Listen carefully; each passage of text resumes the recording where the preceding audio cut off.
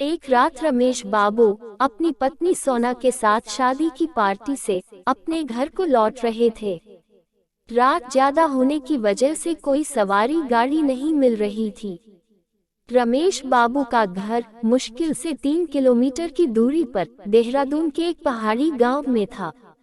मुसीबत ये थी कि महीना सावन का था और ऊपर से जोरों की बारिश भी हो रही थी और उन्हें अपने घर पहुंचना भी जरूरी था। अतः उन दोनों पति पत्नी ने पैदल ही घर जाने का निश्चय किया। मोबाइल के टार्च की मध्यम सी रोशनी में वे दोनों आगे बढ़ने लगे। वे अभी आधी दूर ही गए थे कि जोर से बिजली चमकी और बिजली की रोशनी में एक औरत का साया दिखा जो ठीक उनके सामने खड़ी थी। इस सुनसान सी सड़क पर रात के अंधेरे में अकेली औरत को देखकर उन्हें डर लगा और मन में तरह तरह के विचार आने लगे कि कहीं ये कोई, खैर जो भी होगा देखा जाएगा। ऐसा सोचते हुए उन दोनों ने अपने कदम आगे बढ़ा दिए, लेकिन बिजली अब भी बार बार लगातार चमक रही थी और बिजली की चमक में वो औरत दूर से ही साफ साफ दिख रही थी। वो औरत उन्हें रुकने का इशारा कर रही थी। उसे देख रमेश बाबू की पत्नी सोना की हालत खराब हो रही थी, लेकिन रमेश बाबू को अब लगने लगा कि ये औरत शायद किसी मुसीबत में है।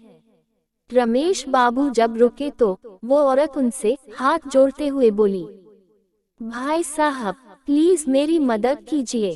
तेज बारिश और पहाड़ी पर ढलान होने की वजह से मेरी गाड़ी का एक्सीडेंट हो गया है और मेरी गाड़ी इस पहाड़ी की ढलान से नीचे गिर गई है।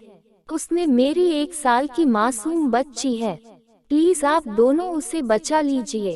इतना कहते ही वो औरत आगे आगे चलने लगी और न चाहते हुए भी रमेश बाबू अपनी पत्नी के साथ उस अजनबी औरत के पीछे पीछे चल दिए। लेकिन एक अनजाने भय से उन दोनों का दिल जोर जोर से धड़क रहा था। जैसे ही वे दोनों पहाड़ी से नीचे उस गाड़ी के पास गए तो उन्होंने देखा कि गाड़ी में एक प्यारी सी मासूम बच्ची रो रही है। रमेश बाबू ने बच्ची को गाड़ी से निकला और पाया कि बच्ची बिल्कुल ठीक है। रमेश बाबू ने उस बच्ची को अपनी पत्नी की गोद में दे दिया। अब रमेश बाबू को लगा कि ड्राइवर की सीट पर भी कोई है।